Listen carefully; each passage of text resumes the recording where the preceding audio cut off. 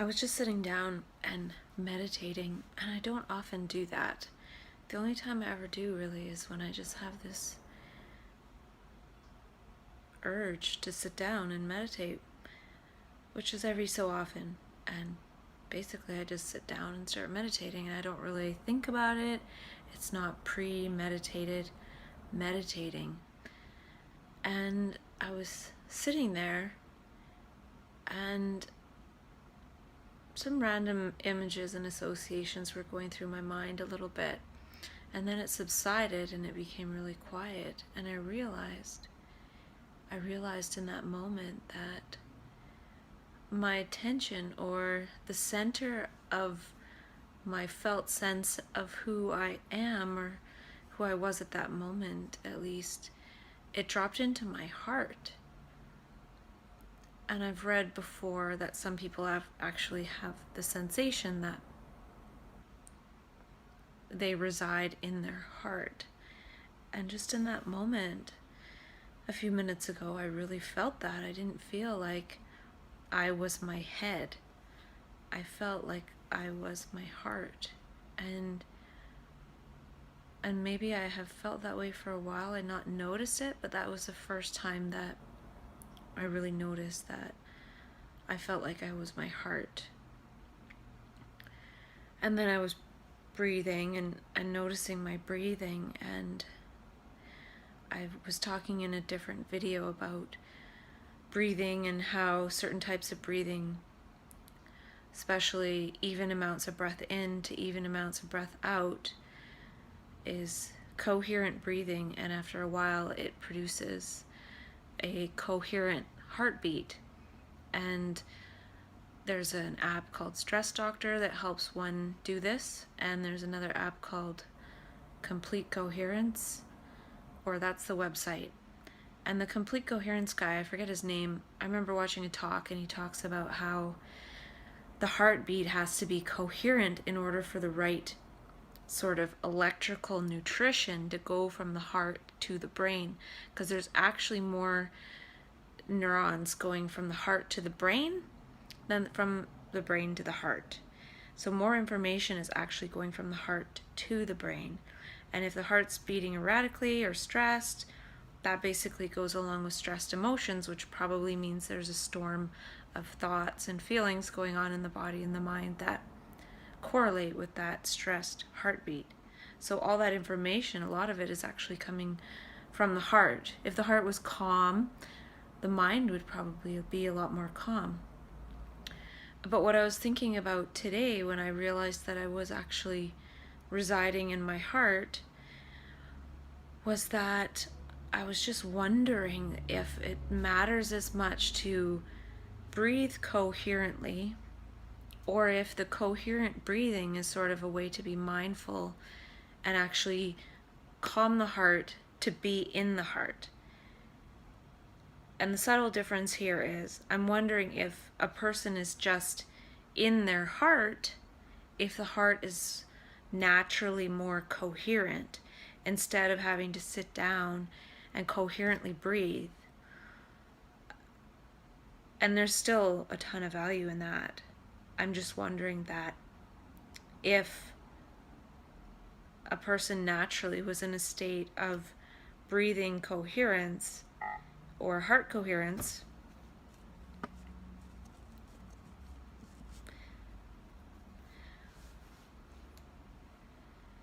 then naturally there'd be breathing coherence, there'd be the proper electrical signals and energy going from the heart to the brain naturally. So is it as much to practice breathing coherently, or could it also be helpful to actually have the felt sense that we reside in our hearts more so than our minds?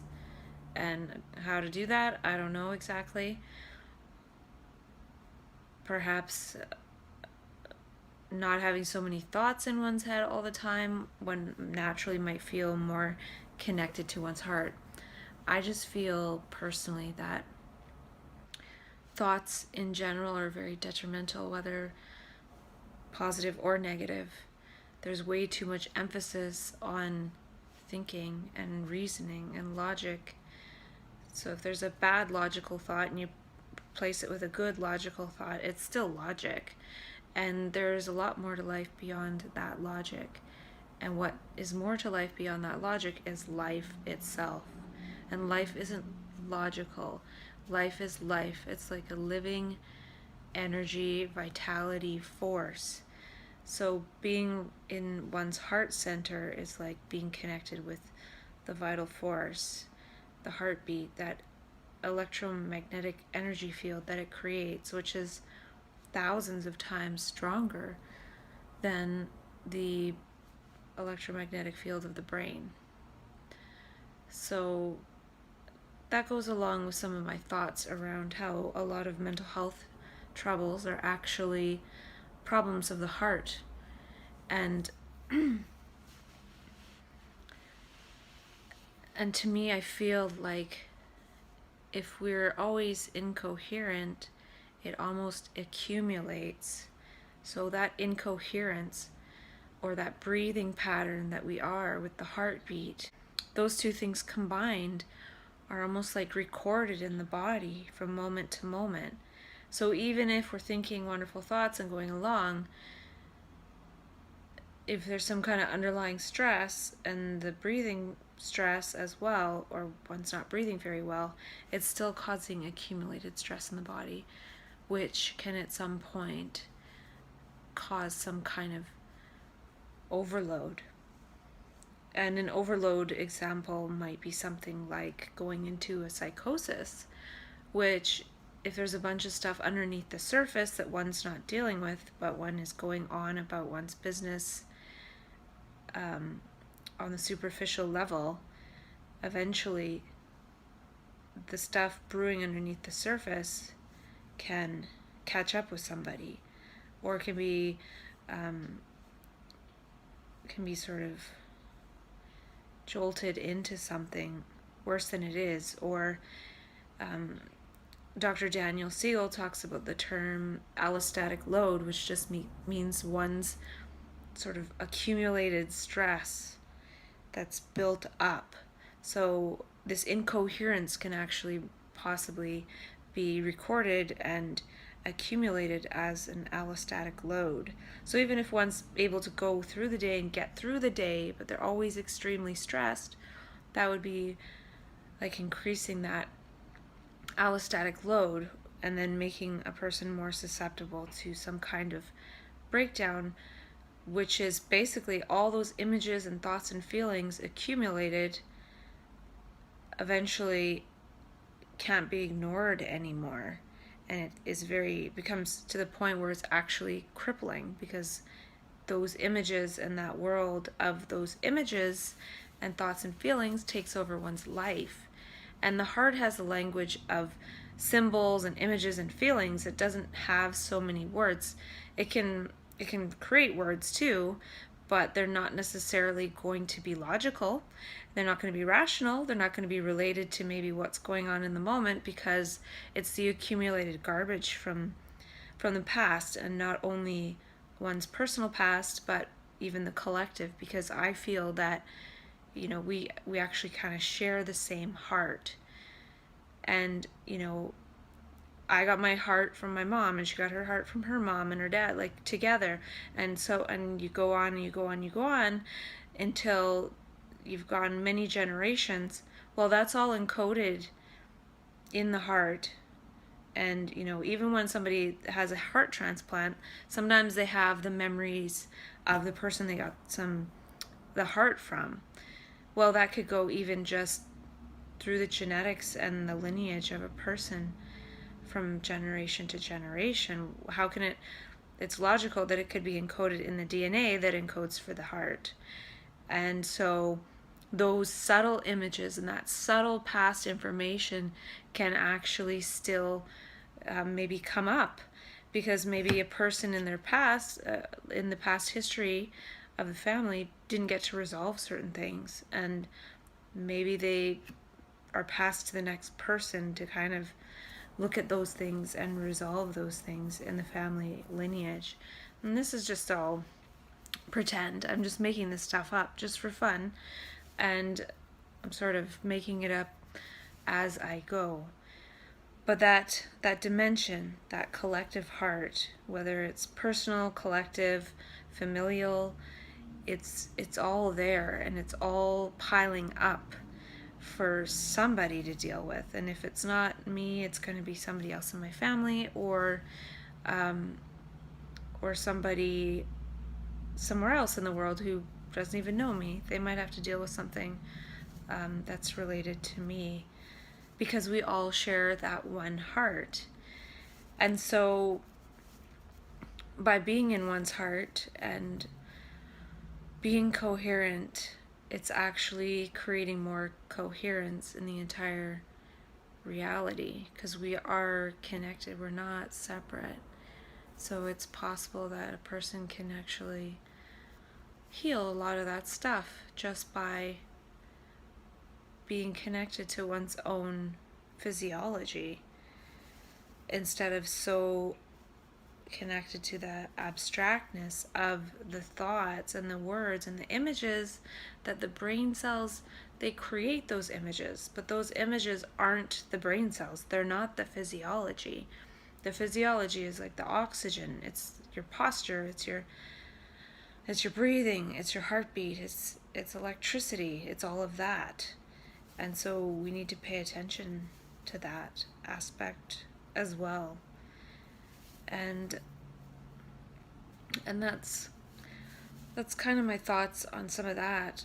There was probably more to it, but it just felt really interesting to be connected to my heart like that, and I'm almost wondering if that'll continue to be how I feel when I'm actually going about my daily life. And I think it could be good if I do feel that way. And I think there's a subtle difference between being in one's mind all day long, thinking, and then sitting down for 10 minutes and doing one's coherent breathing practice, which has value, versus taking some of the energy and power away from the thinking process and actually being more connected to one's heart. And that was another thought I had. It was about how a person that goes into mania, like I've experienced, a lot of that experience feels very beautiful. It feels everything's beautiful and very, there's so many different characteristics, but the main one I'm thinking of right now is beauty. And then the opposite of mania, which is psychosis, is actually, it's all ugly. It's all terrible and scary and terrifying. So it's terrifying, whereas the beautiful mania part it felt very much like love. And it feels like to me that beauty is trying to burst forth through some of us. But then when we get pulled back from being sort of beyond the boundaries of what consensus reality feels is normal in terms of good feeling, and we snap back, we have to go through the bad feeling aspect of some of this, and through the beauty might be more real, because it's like it's actually feeling like it's happening in reality, whereas the ugly is all these images and thoughts that aren't really there. And then we have like these hallucinations. So we go from being this experience of real feeling beauty to this terrifying, ugly thought image dimension. And to me, that's just the collective ugliness of all the stuff people think all day long and have thought all day long for the past 10,000 years. And it's not really real. And that's why I feel like we shouldn't really feed it more energy anymore, because it's scary. It's difficult to go beyond it, but with so many people feeding that beast, because that's a collective domain we also all share.